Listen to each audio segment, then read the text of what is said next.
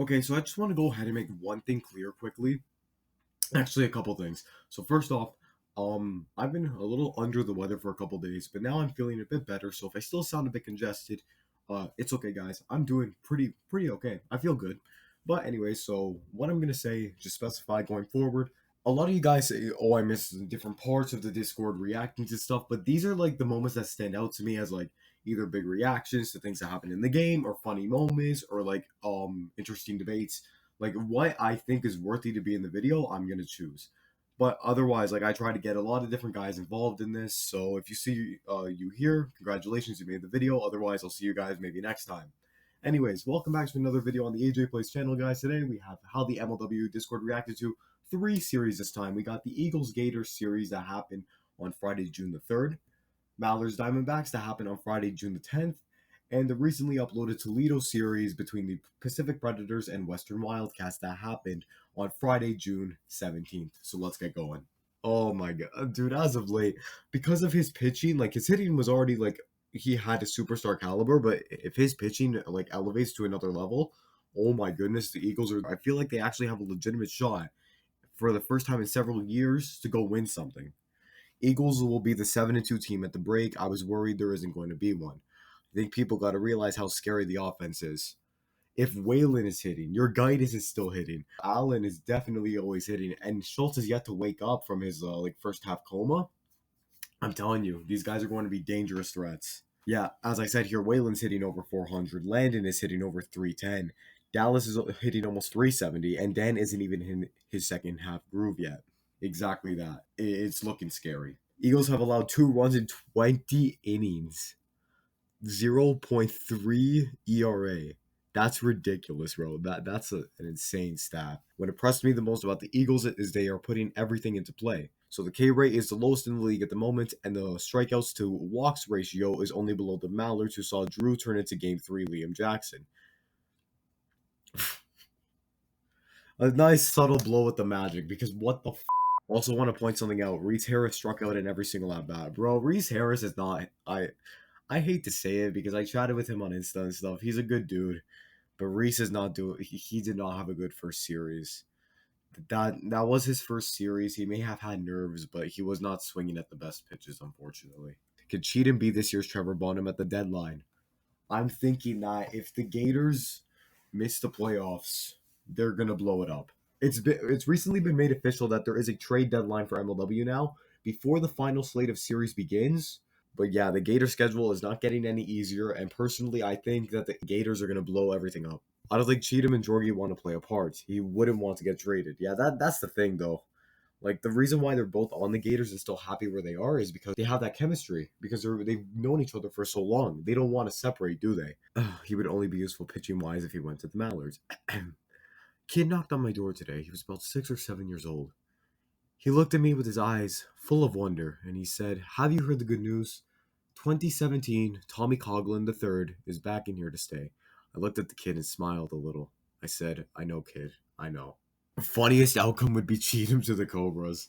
That would be the most like 180 turn. That would just like cause MLW to collapse, in my opinion. Like that would just be a blockbuster and then some because of how funny that would be. Zerleg would absolutely never. Plot twist, Gus goes the other way, becomes a beast with more playing time. Hey, Drew's got to give my guy Gus playing time, okay? There are 6 guys on the roster, but I want to see Gus pitch a game. I want to see Gus pitch a full 3-inning game, not because there are not enough guys, but because he actually has the ability to do so, okay? You have the designated hitter rule. If you don't want Gus to hit, he can either be a DH, he can be a pitcher. Take your pick. He can do something now that they're allowing several guys to get in a game or get in the lineup. If I'm the Gators, I'm either going full rebuild and trying to get Behan and Trey, or I'm going all in and getting Nareski off free. Gavin Nareski. You just said you're going to go all in, but to do that, you're going to get Gavin Nareski. You're going to go ahead and get Gavin Nareski. Gavin, you're a great dude. Gavin is not the solution to the Gators' problems. If we think that right now, that's not even close. Every time Dallas is on the mound, I will say, a lot of wiffle ball left to be played, fellas. Caden, where have you been? I will say, Gator schedule is rough. I will say, the Gators suck. Oh my god. If you're watching this video, you scored as many runs as the Great Lakes Gators did today. That's not 100% true, though. You scored at least as many runs, because you never know. I could have, hit a home run in some wiffle ball game. You never know. Kyle try not to say banana ball whenever Dallas Allen is pitching. Yo, that is absolutely ridiculous. Not only did Dallas have two consecutive no-hit shutouts today, he also pitched 15 Ks. For reference, there's only 18 possible outs in 2 games of MLW wiffle ball. That's insane. I'm no Eagles fan, but boy is that kid electric. Dallas Allen. Not only do the Eagles have a two-headed monster, but he can be an ace right now. I'm telling you, he has a shot to be a freaking ace on any team. Okay, but Dark's right here because the fact that Shimo was actually hitting really well off of Jordan Robles is kind of like that. That's the last thing I expected. One of the worst guys, no hate, one of the worst guys on the Diamondbacks against the best player in the freaking world right now, one of the best, and he's still like getting these hits off. You know what? Shima's a different breed. Little guy can always step up and get a big hit for the team. Let's go, Tommy. Tommy's back. Comeback player of the year. Yeah, nah. Tommy Coughlin has reinvented his game. Tommy Coughlin is back, ladies and gentlemen. Tom, get out. Oh my god. TC3, bro. Absolute missile. Robles again. 3 on the day. Jonah Heath is washed. Jonah Heath discussions will come in a later part of this because, like, again, Jonah Heath, what is going on with you? Go, Tommy. We meet again, James. We meet again. One of the most iconic quotes this season so far. Like that was nice. That was a sick catch by whoever was recording. He walked him. Let's go. What an anticlimactic ending. He walked Ben Wilson to walk off the series and the Mallards win. Diamondbacks went to 1-5. What the? Hey, Crin. Hey, buddy. Congratulations. You got that bang on. Good stuff. Robles looks like a worse hitting, better pitching version of Dabrico.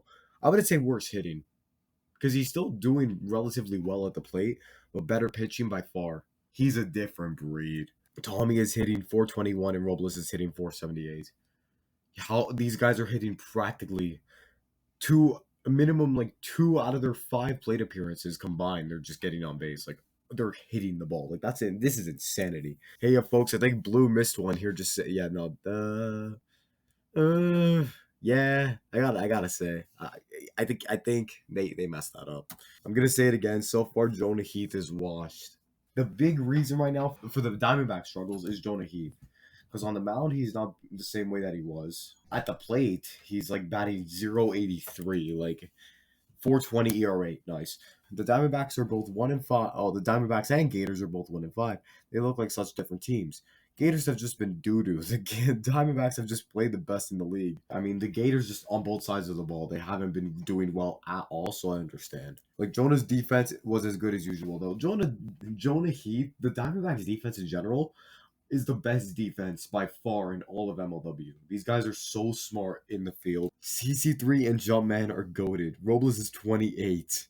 Bro, he's older. Holy crap, he is older, dude. The Diamondbacks are fine. They played 2 really tough opponents, one being the Wildcats, the other being the Mallards with an on-fire Tommy. Only 27. First time in my life I feel like I'm the old guy in the league. He's 27. He's still really young. Hey, Gramps. The future is now, old man. There it is. Okay, boom. Dear Diamondbacks, you blew it. It's like a typical U-tree thing that he would use in one of his videos. So according to Dark's Instagram, prior to the 2022 season, Norb Dabrico and Ryan Gable were the only ones to ever blow a save. Now the blown save leaderboard would be Jimmy Norb has 2, Dabrico, Gable, and Davis. Drew Davis, yeah, because of that entire game 1 incident in the 3rd inning where he took Barronells. Yeah, that entire thing, that was just, yeah. This made me think he died or something. Bro, hey, yo, Caden Irwin is still alive and healthy. I don't know where he's been, but he's alive and healthy. Yo, man, relax. And here comes the no contact stuff. Oh, yeah, look at Jimmy. In this one. Oh, damn, boy. He's sick. David, welcome back to the AJ Plays channel, but first thing I want to say to you is why? How?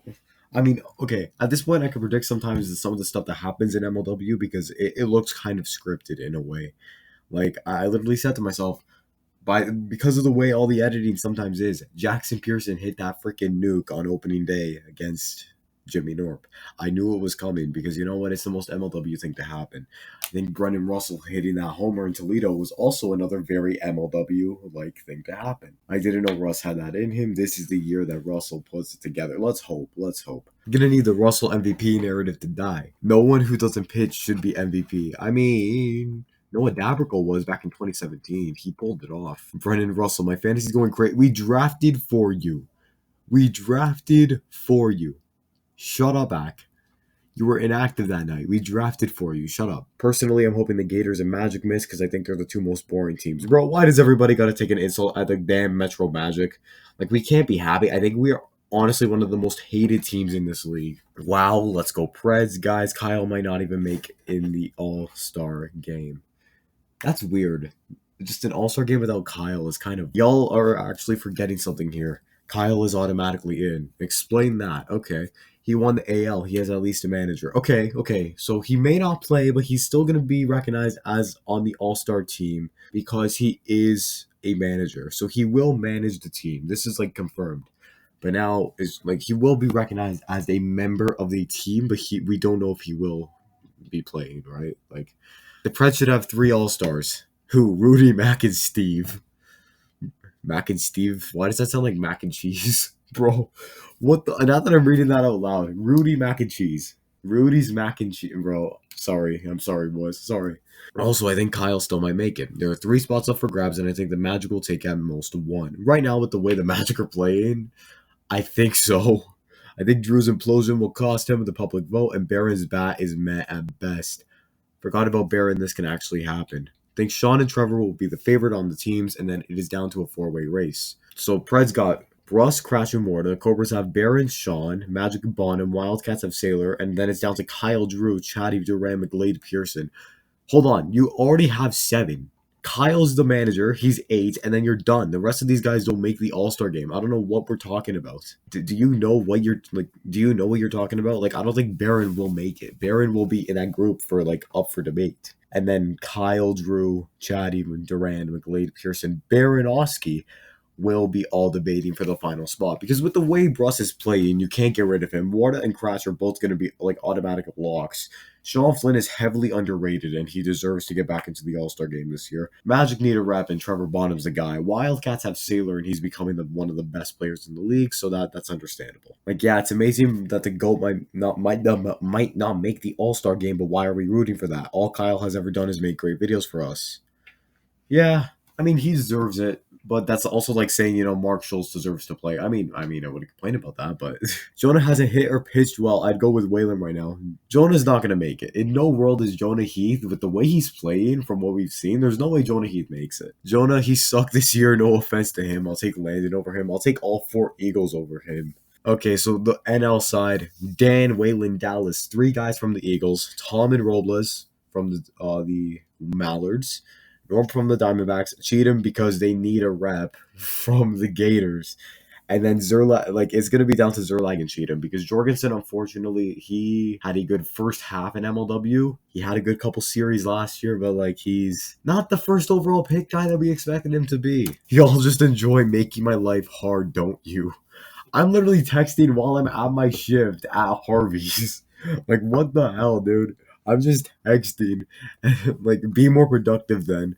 Stop. I make videos for you guys. I just finished my senior year of high school. I'm currently farming marks as we speak. This is what, like, some of my buddies and I refer to as, just trying to find marks because at this point, like, there's a lot of internal stuff going on here. But, hey, I still love making content, so this is why I'm still doing what I'm doing here. I went normal 13-year-old mode there with the AJ stuff. Oh, that's funny. I work a part-time job as well. Senior year just finished today. You answered my question. Quit your job and commit to MLW. Oh, Jesus Christ. Bro, why? You need to make something. I'm not making much off this yet because I literally cannot apply for monetization. Everybody spread the word about my channel. Get me to 1,000 subscribers. We'll get there. Alright? No? Okay. I would like everyone to know I made my girlfriend watch Cobra's Mallards with me, and she was in awe. You're Sean Huff, Whiff War Author's girlfriend. Watch the wiffle ball. Oh my god. After seeing that handsome man named Tyler, she wants to watch every Cobra's game. Dude, who wouldn't? Gus is just a menace. I'm so tempted to start the who's the hottest MLW player debate. Oh, here we go. Ty Smith is a bust. And that's kind of odd to say because every kind of guy that the Wildcats draft turns out to be like a top 2 guy in the class. Ty Smith has not been good so far, I gotta say. Jackson unfortunately looked awful. What do you got? Like, what? Jackson told me last year his hardest pitcher to face was Cratch. That clearly showed today. I mean, guys, he did get on base quite a bit. Agner is coming back and winning Cy Young, trust me. The day this happens is the day I hit 1 million YouTube subscribers. Nice. Lick and subscribble. I will. How did I look awful? I was 1-6, I believe. Not the greatest series I've ever had, but definitely not the worst. I drew many, many walks and got on base the most out of anybody on our team by quite a bit. I believe that people are blinded by how good Crouch looked on the mound and didn't pay attention to how many walks you had. 600 OBP in every game and over is nowhere near awful. You were much better than Kyle. I do have to agree with that because, like, again, he's filling in the Ryan Kelly role, but he's actually got a somewhat more consistent bat, and that's what you want to see from a team that needs a lot of well-rounded guys. Because back in 2018, you could have your Ryan Kelly alongside, Sailor and Kyle, even in 2020, because that's the formula that worked, that clicked. However, now in this league nowadays, you can't exactly have that because of the way that the league is becoming. Like, you need so many guys you need at least 3 guys in your lineup that can always hit the ball for both contact and power. And then you need at least 1 to 2, maybe even 3 pitchers at times because every team is now fully loaded with guys everywhere. So Jackson Pearson is playing his role perfectly, in my opinion. As long as he's getting on base, he's still hitting the ball consistently. He's a key piece to a lineup that needs a base runners, and because they got Kyle and they got Sailor, these two hit nukes like 1 every 10 at bats, both of them. So, and that's a minimum. But with that being said, like, again, Pearson is playing his role perfectly, in my opinion, because he is doing what Ryan Kelly was doing that helped the team work, playing the Ryan Kelly role, but he could hit the ball more often, which is what they need. It was the way the Wildcats succeeded in 2020, and it's now developing into their 2022 lineup, and it's helping them win even more games, even though they're 3-3. But anyways, guys, thank you all so much for watching this video. Again, there were a lot of series that I packed into this one. Next time, I think we're going to do the next 2 series, which I believe are Cobras, Magic, and Diamondbacks, and Gators. Yeah, that's going to be a big series because both teams are currently 1-5. Anyways, thank you all so much for watching. I will see you guys all next time. Peace out.